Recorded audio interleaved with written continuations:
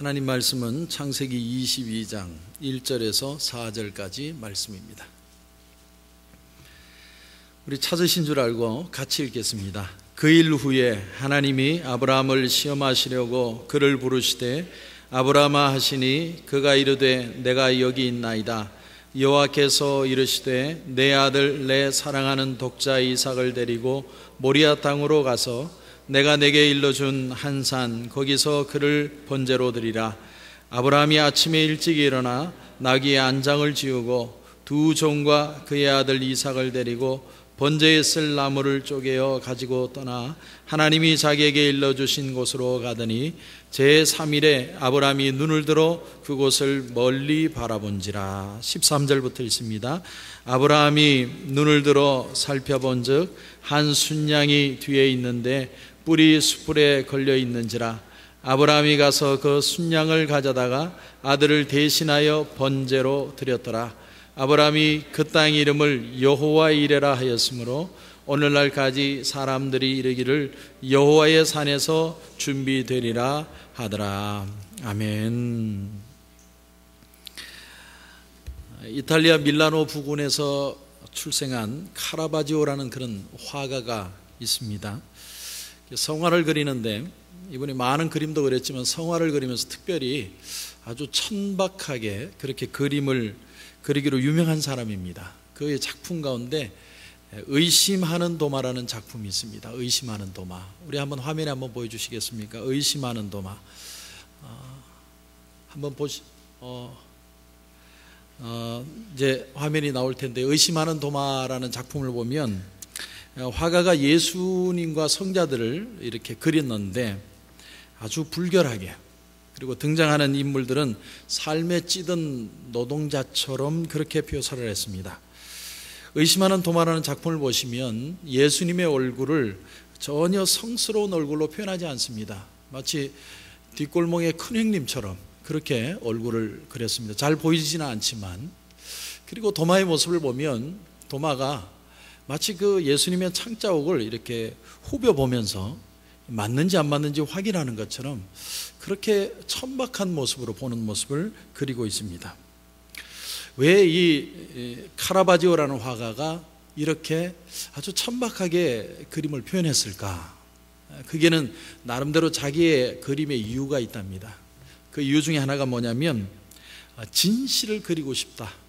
그러니까 하나님이 저 하나님 나라에 있는 것만이 아니라 오늘 이 시대를 사는 우리 시대에 다가와서 사람들에게 터치될 수 있는 그런 그림을 좀 그리고 싶다. 그런 마음에서 아주 이 서민들이나 농사꾼들의 모습들을 있는 그대로 현실에 있는 모습으로 표현하려고 애를 썼다는 것이죠.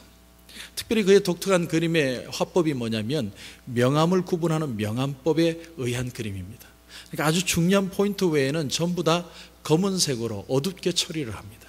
그래서 정말 중요한 것만 환하게 드러내는 그런 그림을 통해서 입체감을 갖고 소위 말하는 비장함까지도 가질 수 있도록 그렇게 그림을 표현을 합니다. 자, 또 하나의 그림이 있는데 그 그림이 뭐냐면 이삭의 희생이라는 그림입니다. 오늘 창세기 오늘 22장 말씀을 가지고 그림을 그렸습니다. 근데 그림을 보시면 아시겠지만 이삭의 얼굴이 너무 겁에 질려 있습니다. 너무 공포스럽고 힘들어하고 괴로워하는 모습을 그렸고, 아브라함의 표정을 보시면, 아브라함의 손을 보시면 마치 닭 잡듯이 그렇게 눌러서 아브라함을 잡고 있는 그런 모습을 봅니다.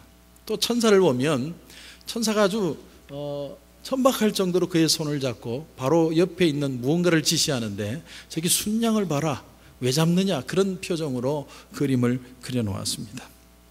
카라바지오는 지금 그 이삭의 아주 일그러진 얼굴, 그리고 또 하나는 아주 상기되어 있는 아브라함의 얼굴, 그러면서도 천박하기까지 한 천사의 모습을 통해서 얼마나 이 아브라함의 마음이 절박한가가 아니라 얼마나 몰인정한가를 표현하는 것처럼 그렇게 그림이 보여집니다.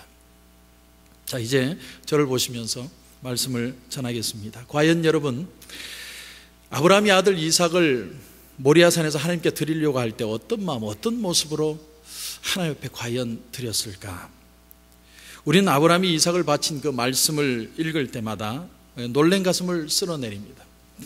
특히나 우리는 오늘 본문에서 이해하기 어려운 하나님의 모습을 만나게 되는데, 도대체 왜 하나님께서 이삭을 죽여서 하나님 앞에 바치도록 아브라함에게 명령을 하셨을까? 하나님은 사랑의 하나님이 아니셨는가? 이 사건을 보면 마치 하나님이 심술을 부리시는 것 같은 그런 느낌을 우리가 받기도 합니다. 공중에 나는 새도 먹이시고 들에 있는 풀도 꽃도 입히시는 하나님께서 어떻게 해서 사랑하는 아들의 목에다 칼을 대게 하실 수 있단 말인가? 언제는 아들을 주시겠다고 말씀하시고 또 이제는 데려가시겠다고 하시는 것은 도대체 무슨 마음이신가? 참 우리의 마음을 당황스럽게 하는 본문이 오늘 창세기 22장의 말씀입니다. 등산을 좋아하는 사람들은 그 마지막 골, 목표가 뭐냐면 에베레스트 산을 꼭 한번 정복해보고 싶다, 그런 목표들을 가진답니다. 그래서 사람들이 저 같으면 돈을 줘도 안 올라갈 텐데 그렇게 동상이 걸려서 어떤 사람은 발가락을 잘라내고 손가락을 잘라내는 고통이 있어도 마침내 산을 정복하기를 그렇게 소원합니다. 그런데 우리 그리스도인들에게도 우리가 정복하고 싶은 산이 하나 있습니다. 그 산이 뭐냐면 바로 모리아 산이라고 저는 생각을 합니다. 우리가 성경을 읽다가 보면 성경에 나오는 인물들처럼 그 상황에 내가 들어가서 나라면 과연 어떻게 했을까라고 대입하는 부분들이 많이 있습니다. 우리는 모세를 보면서 모세의 상황에 들어서 나도 모세처럼 그렇게 신앙을 지킬 수 있을까? 엘리야를 보면서 나도 엘리야처럼 그렇게 담대하게 얘기할 수 있을까? 또 혹은 다니엘처럼 내가 사자굴 속에 들어가도 내가 내 신앙을 고백할 수 있을까? 우리의 신앙을 이입해서 그 성경 속의 내용이 실제의 나의 모습인 것처럼 우리가 생각할 때가 있습니다. 그런데 오늘 본문 말씀인 창세기 22장을 보면 모리아 산정에서 아브라함이 순종하는 모습은 아무리 생각을 해도 내가 이 모습을 대입할 수 없을 것 같습니다. 나는 과연 내 자식을 바칠 수 있을까? 요즘 우리 아이가 성적이 점점 떨어지고 또 사춘기가 들어서 말도 안 듣고 그런다고 해서 퀄리티가 좀 떨어진다고 해서 내 아들을 더 쉽게 하나님 앞에 드릴 수 있는 것일까? 아무리 생각해도 그게 그렇게 가능할 것 같지 않습니다. 우리에게 너무나 불가능하고 힘들고 어려운 조건들을 오늘 이 성경을 통해서 보면서 과연 아브라함은 어떻게 하나님 앞에 이삭을 드릴 수 있었을까? 어떤 분들은 이런 얘기를 합니다. 믿음을 가지면 불가능한 것이 없습니다. 그렇습니다. 믿음대로 됩니다. 그런데 믿음대로 안 될 때도 있습니다. 왜 그러냐면 믿음은 이 세상에서 성공을 목표로 하는 게 아니기 때문에, 우리의 믿음은 이 세상에서 반드시 내가 얻을 것을 얻는다는 것이 믿음의 고울이 아닙니다. 믿음의 목표는 내가 예수님을 따라가는 게 목표고 그분의 말씀에 순종하여 살아가는 것이 목표이기 때문에 믿음대로 안 될 수도 있다는 겁니다. 자, 오늘 아브라함이 이런 놀라운 일을 하게 된 이유는 두 가지 이유입니다. 두 가지. 첫째는 아브라함이 바라보았던 하나님에 대한 시각, 하나님을 어떻게 이해했느냐, 그 첫 번째 이유 때문이고, 두 번째는 아이러니컬하게도 고민했기 때문입니다. 고민했기 때문에 하나님에 대한 지식이 있고 그리고 고민이 있었습니다. 아브라함이 심히 고민하다가 만들어낸 단어가 뭐냐면 여호와 이레라는 말이에요. 우리는 여호와 이레라는 말을 아주 쉽게 얘기하지만 이 말은 정말 처절하게 나온 고백입니다. 함부로 표현하는 고백이 아닙니다. 내가 정말 죽을 것 같은 고통이 있는데도 하나님이 이 문제를 꼭 해결해 주셔야 합니다. 어떤 그런 절박한 마음으로 표현한 게 여호와 이레라는 말입니다. 아들을 줄 때는 언제고 하나님 또 걷어가신다는 도대체 그 이유가 과연 무엇입니까? 그 고백을 표현하는 것이 여호와 이레라는 것이죠. 여러분, 우리가 살다 보면 일이 되고 싶은 대로 내가 원하는 대로 안 될 때가 얼마나 많습니까? 하지만 우리가 어려움이 올 때, 일이 안 될 때 어떤 때는 어쩔 수 없어서 곰처럼 버티게 될 때가 있습니다. 근데 그렇게 곰처럼 버티면 우리에게 오는 게 뭐냐면 우리의 삶이 변화가 되는데, 우리가 변화되는 한 가지 모습이 뭐냐면 바로 겸손해진다는 거예요. 내가 아무리 애를 써도 내가 해결할 수 없는 일을 만나게 될 때 사람은 겸손해지게 되어 있습니다.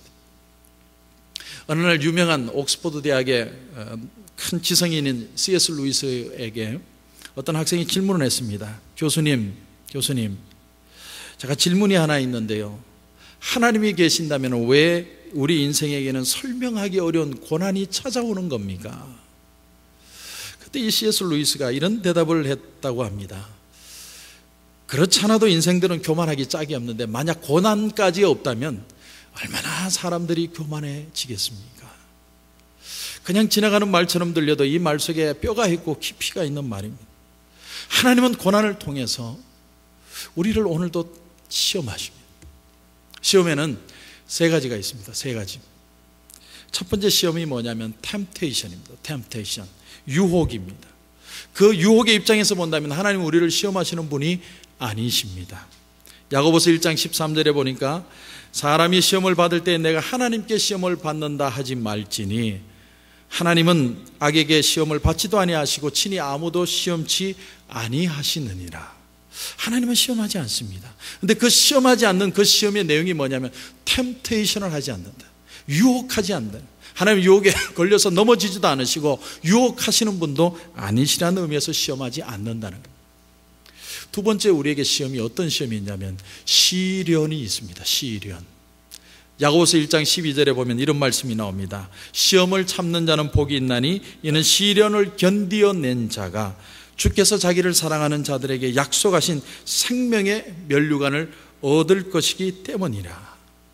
자신이 잘못하지 않아도 우린 세상을 살다 보면 알 수 없는 시련을 당할 때가 있습니다. 너무나 엄청난 일을 당해도 내가 왜 당하는지도 모르고 당할 때가 있습니다. 신앙인에게 찾아오는 어려움이 반드시 있다는 것이죠. 근데 그 어려움이 찾아올 때 내가 그것을 믿음으로 인내로 견디어낼 때 하나님께서는 그 시련을 통해서 우리에게 축복을 허락하시는데 어떤 축복을 허락하시냐면 생명의 면류관을 우리에게 주시겠다는 겁니다. 그런가 하면 오늘 본문에 세 번째 시험이 있습니다. 세 번째 시험. 세 번째 시험은 뭐냐면 소위 말하는 테스트입니다. 테스트. 하나님이 우리의 신앙을 업그레이드 시키고 더 큰 축복으로 나가게 하기 위해서 하나님이 우리를 테스트하실 때가 있다는 것이죠. 여러분 오늘 1절을 보시면 하나님이 아브라함을 테스트하기 위해서 아브라함에게 나타나십니다. 성도 여러분 그렇습니다. 우리에게 이해할 수 없는 고난, 특별히 하나님 편에서 테스트가 올 때 우리는 어떻게 행동해야 될 건가? 아브라함은 오늘 우리에게 아주 중요한 신앙의 샘플을 보여줍니다. 여러분 1절을 보시면 모든 성경의 장의 첫 구절이 참 중요합니다. 첫 구절. 그 일 후에 이렇게 시작합니다. 그 일 후에. 그 일이 뭘까요? 저는 이 말씀을 묵상하다가 이 말씀은 앞에 있는 21장 전체를 받고 있다 이렇게 해석을 했습니다. 아브라함이 25년 동안 하나님 앞에 기다렸습니다. 하나님이 약속한 이삭을 드디어 아브라함에게 주셨습니다. 이삭을 얻고서 너무너무 기뻐가지고 이건 도대체 안 웃고는 견딜 수 없겠다. 그래서 너무 웃다 보니까 이름을 이삭이라고 지었습니다. 웃음이라는 뜻. 너무너무 기쁜 거예요. 그런데 그 가정에 고난이 씨앗이 있었습니다. 그것은 바로 하갈이라는 몸종을 통해서 이스마엘을 얻은 겁니다. 이스마엘을 하나님의 약속을 기다리다가 참지 못하여 이스마엘을 얻었을 때 이스마엘이 가정에 불화의 씨앗이 되었습니다. 갈등이 있었습니다. 어려움이 있었습니다. 근데 하나님이 이 문제를 다 해결해 주셨습니다. 우리의 인생에도 고난이 오는데 고난 때문에 너무 힘든데 어느 날 하나님이 다 해결해 주실 때가 있습니다. 아브라함이 너무 기뻤습니다. 감격했습니다. 야, 이제 평안이 찾아오는구나. 또 그런가 하면 이 지금 아브라함이 블레셋 땅에 머물고 있는데 블레셋 땅에 아비멜렉 족속들과 갈등이 있었습니다. 이 땅의 문제에 대한 갈등이 있을 때 하나님이 이것도 평화 조약을 통해서 다 해결해 주셨습니다. 그러니까 이 그 일 속에 들어가는 것은 하나님이 고난 가운데 다 해결해 주시고 이제 평안함이 찾아오고 이제 좀 누릴만 하고 이제 좋은 일만 생기기를 기대하는 바로 그 시간에 하나님이 찾아오셨다. 여러분 2절 말씀을 보십시오. 2절을 보니까 내 아들 내 사랑하는 독자 이삭을 데리고 모리아 땅으로 가라. 이 말씀을 참 보십시오. 데리고 가라는 말 앞에 목적어가 무려 3가지나 됩니다. 3가지.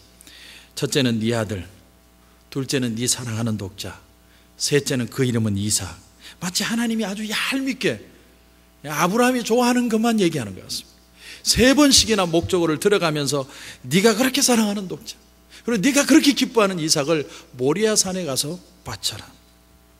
재밌는 것은요, 성경 속에서 사랑이라는 단어가 여기서 처음 나옵니다. 근데 그 사랑이라는 단어가 처음 나오는데 그 사랑의 미닝이 뭐냐면 인간적인 사랑입니다. 아버지가 아들을 사랑하는 사랑. 내가 인간적으로 최고의 사랑을 주는 그 사랑이 우리 성경의 시작의 사랑의 포인트입니다. 더더욱이나 이 생각하게 될 말씀이 뭐냐면, 너를 포기하라고 말하는 게 아니라 네 자식을 포기해라. 여러분, 한번 생각을 바꿔 생각해 보십시오. 내 자식이 지금 암에 걸려 있습니다. 우리가 어떤 기도를 드립니까? 하나님, 차라리 나를 데려가십시오. 그리고 우리 자식은 고쳐주십시오. 그게 우리 부모들의 기도입니다.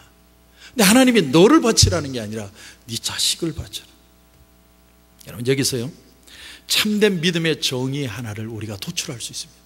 정말 참된 믿음은 뭐냐? 죄송하게도 오늘 말씀 그대로 적용한다면 나의 생명과 존재보다 더 귀한 것을 포기하는 것이 참된 신앙입니다. 이게 성경이 우리에게 주는 오늘 말씀의 놀라운 영적인 교훈입니다. 그래서 심지어 유진 피러슬이라는 목사님은 이런 얘기까지 했습니다. 믿음이라는 것은 우리가 제시하는 방식으로 하나님께 나가는 길이 아니라 하나님께서 제시하는 방식으로 우리에게 주신 하나님의 길이다. 그래서 믿음으로 산다는 것은 시험 받는다는 것을 의미하는 것이다. 이런 표현을 했습니다. 처음으로 아브라함이 겪어야 될 테스트의 내용이 뭐냐면 바로 하나님답지 않은 것에 대한 시험입니다. 하나님이 하나님다우셔야 되는데 하나님답지 않은 모순에 대한 시험이었다라는 겁니다. 여러분, 아들을 제물로 드리는 것은 그 당시에 인신제사가 아주 가나안 땅에는 팽배해 있었습니다. 모든 제사에, 이방의 제사에는 자기의 가장 귀한 자식을 신에게 바치는 그런 제사가 있었습니다. 하지만 하나님은 절대로 인신제사를 드리지 않게 하셨습니다. 그런데 왜 하나님은 하나님의 말씀에 모순되는 것을 우리에게 명령하실까? 하나님의 하나님 되지 못하심에 대한 테스트의 내용이었습니다. 두 번째는 뭐냐면 하나님이 약속하고 주신 아들입니다. 내가 반드시 이삭을 통해서 하늘의 별과 같이 땅의 모래같이 많은 자손을 너에게 허락하리라. 하나님이 약속하고 내게 주셨는데, 그런데 왜 하나님이 드리라고 하는가? 하나님의 하나님답지 않은 모습에 대한 테스트가 찾아왔습니다. 그런데 중요한 것은 마침내 아브라함은 그 모든 갈등을 이겨내고 하나님 앞에 결단했다는 것입니다. 왜냐하면 내가 지금은 이성적으로 이해가 되지 않지만 이것은 분명 하나님의 명령이기 때문에 후에는 이해될 줄 믿고 하나님 앞에 드렸다는 겁니다. 그래서 여러분, 3절을 한번 보시면 3절, 아브라함이 아침에 일찍이 일어나. 이 말은 다시 얘기하면 즉시 순종했다, 그런 뜻이죠. 어떤 성경학자는 이 부분을 표현하다가 이렇게 표현했습니다. 아브라함의 초이성적 순종이었다. 이성적으로는 순종할 수 없다. 초이성적인 순종이었다, 이렇게 표현을 합니다. 자, 여러분, 사랑하는 아들이 군대에서 휴가를 나오면 부모 입장에서는 1시간이라도 더 같이 있고 싶어, 아니 단 몇 분이라도 자식의 얼굴을 더 보고 있다가 들어갔으면 좋겠다는 그런 갈급한 마음들이 있습니다. 오늘 본문을 보면 참 그렇습니다. 하나님이요, 뭐 내일 가라든지 모레 가라든지 시간에 대한 코멘트가 없었습니다. 그런데 아브라함이 어떻게 하느냐면 그 다음날 일찍이 일어나서 갔다는 겁니다. 다시 말하면 내가 즉시 순종하지 않으면 내 마음이 변할 것 같아서 아브라함이 순종했는지도 모르겠습니다. 그렇습니다. 사랑하는 성도 여러분, 많은 사람들이 실제로 순종에 실패하는 가장 큰 이유가 뭐냐면 분명히 내 삶 속에 하나님의 뜻이 드러남에도 불구하고 질질 끌다가 하나님의 뜻에 순종하지 못할 때가 얼마나 많은지 모르는 겁니다. 그렇게 영원히 순종할 기회를 놓쳐버리고 후회하는 인생을 사는 사람들도 참 많습니다. 똑같은 상황 중에 하나가 우리가 잘 아는 소돔과 고모라 성에 있었던 롯이라는 사람. 빨리 나와야 된다, 빨리 피해야 된다가 천사가 아무리 얘기를 해도 말을 듣지 않습니다. 나중에 천사가 손을 끌고 나와서야만 겨우 도망오는, 그것이 우리의 모습이 아닌가 생각합니다. 사랑하는 아들을 죽여야 한다는 아비의 마음, 그 마음이 여러분 오죽했겠습니까? 밤새도록 이리 뒤척 저리 뒤척이면서 잠도 제대로 못 이룰 것입니다. 그런데 온전히 하나님 앞에 순종하기 위해서 다음날 아침 일찍에 일어나는 하나님의 사람을 봅니다. 그런가 하면 아브라함이 그냥 몸만 간 게 아닙니다. 그 노 족장이 일어나서 나무 장작을 또 다 쪼개는, 자기 아들을 태우기 위해서. 이 부분을 스펄전 목사님은 이렇게 표현을 했습니다. 사환과 노 족장이 도끼를 휘두를 때마다 장작은 여러 갈래로 찢기었다. 그러나 사랑하는 자식을 죽여야 하는 아비의 마음보다는 더 갈라지지 않았을 것이다. 장작을 쪼개면서 마치 자기 몸을 찢는 것 같은 고통이 있었다. 그는 나귀에 쓸 것을 재어서, 근데 떠나면서 또 하나 하지 않은 게 있습니다. 그게 뭐냐면 자기 사랑하는 아내 사라에게 이 사실을 알리지 않고 의논하지 않고 떠나갔다는 겁니다. 유대 전승에 의하면, 유대 전설에 의하면 이삭이 모리아산에서 그 사건이 다 끝나고 집에 돌아온 후에 사라에게, 자기 어머니 사라에게 이 사실을 다 있는 그대로 얘기를 했답니다. 그래서 사라가 6번 큰 소리로 고래고래 소리 지르고 죽었답니다. 실제로 그런지는 잘 모르겠어요. 근데 유대 전승에 보면 얼마나 어머니인 사라가 충격을 받았으면 고함 6번 지르고 죽었다. 엄마의 사랑, 그리고 여인의 모성은 도저히 이것을 용납할 수 없다는 걸 알기 때문에 아브라함은 그냥 떠나가요. 저는 가끔 중요한 일에 결정할 일이 있으면 저희 와이프하고 상의를 합니다. 내가 혼자 책임지기 어려울 때 와이프하고 상의를 합니다. 그러면 아내가 제가 한 얘기에 대해서 거부할 때가 있습니다. 그러면 속으로 그러는 겁니다. 하나님, 나는 순종하고 싶었는데 저에게 주신 저 여자가 저 여자가 거부해서 그렇다. 사실은 뭐예요? 합리화시키는 겁니다. 합리화시키는. 근데 이상하게도 아브라함은 하나님의 말씀을 순종할 때 방해될 것은 하나하나 제거해 가면서, 그러면서 하나님 앞에 순종해 가는 겁니다. 근데 오늘 말씀에 정말 중요한 부분, 본문이 4절에 나옵니다. 여러분 4절을 보십시오. 제3일에 아브라함이 눈을 들어 그곳을 멀리 바라본지라.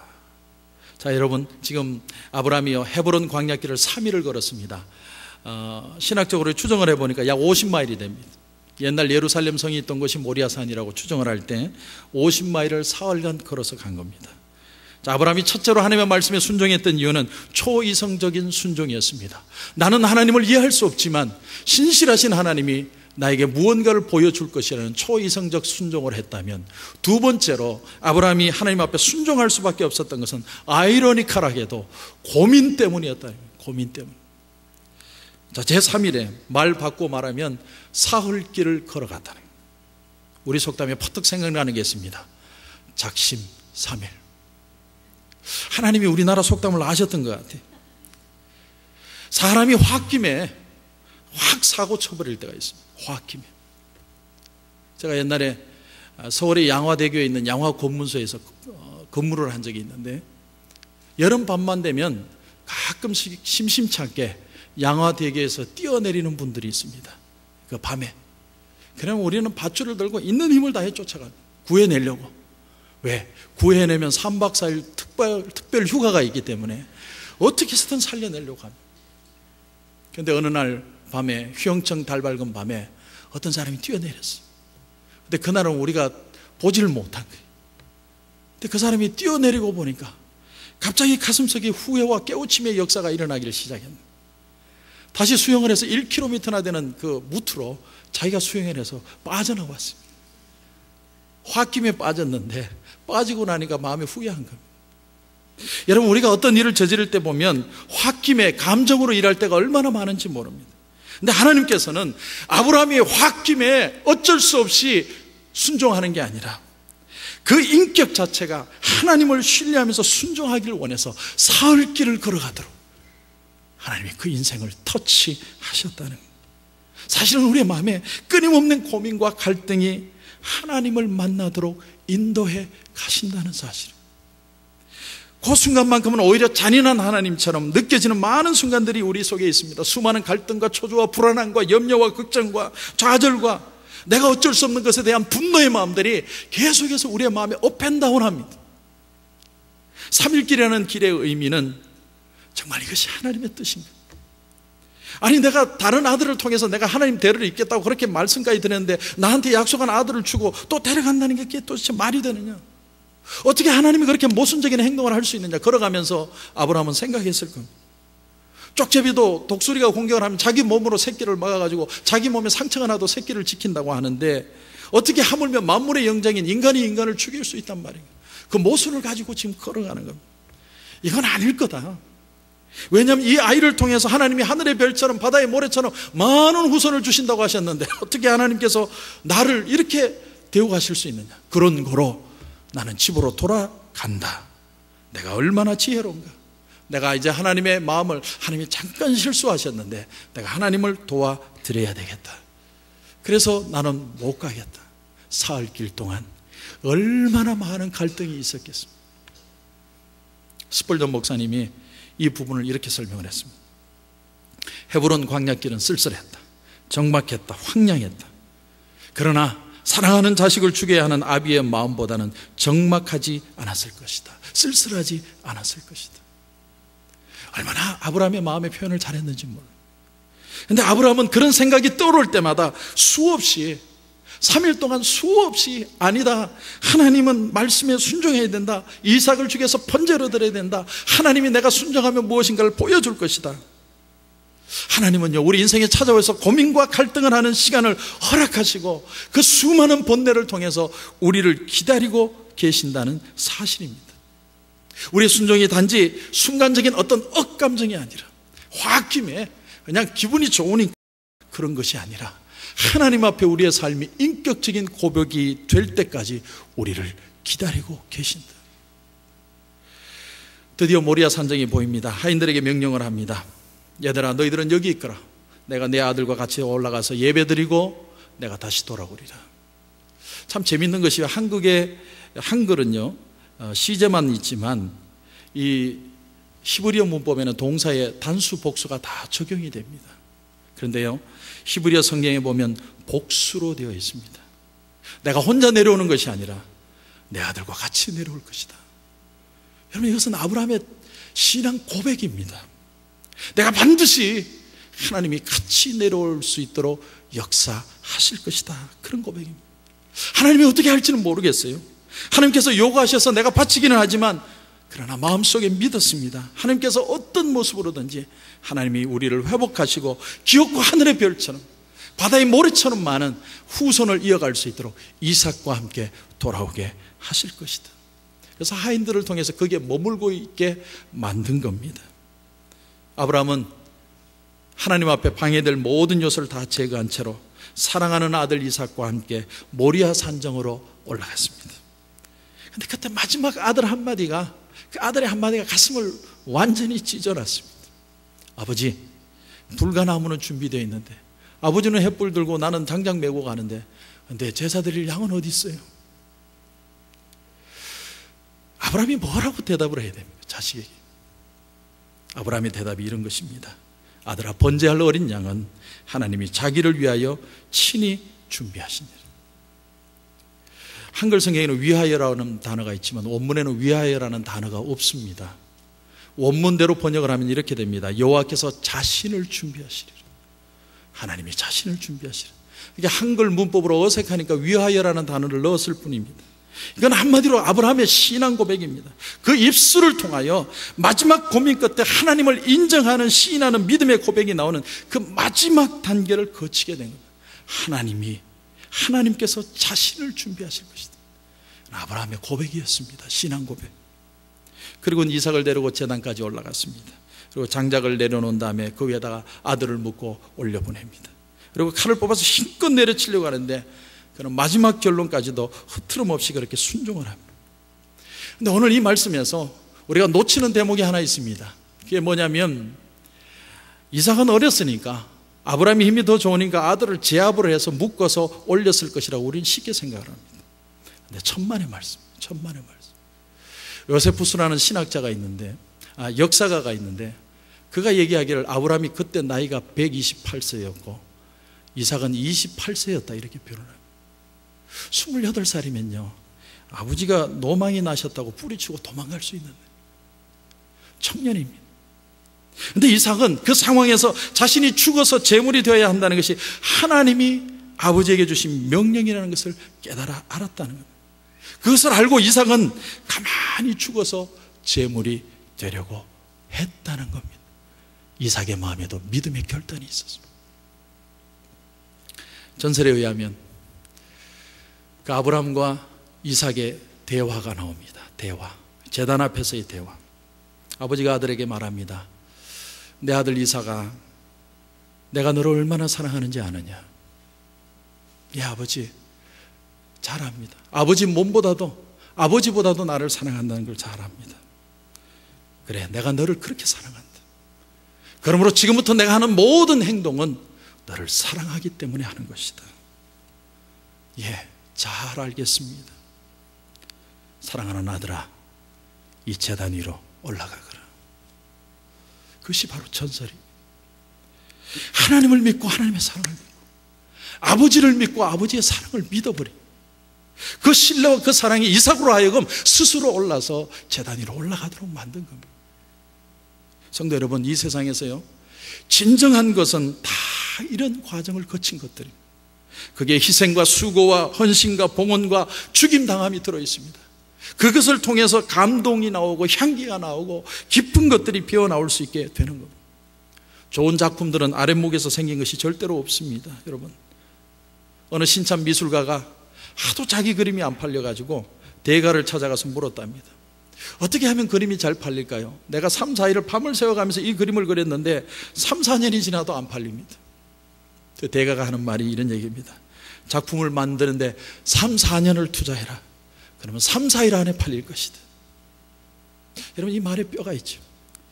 이 세상에서 가장 좋은 향수는 발칸 산맥에서 한밤중에 12시와 2시 사이에 피어있는 장미꽃에서 추출한다. 그런가 하면 이 세상에 가장 향기로운 향료는 병든 고래의 몸에서 추출하는 것이고, 그리고 값이 비싼 약재인 우황은 병든 소에서 추출한다.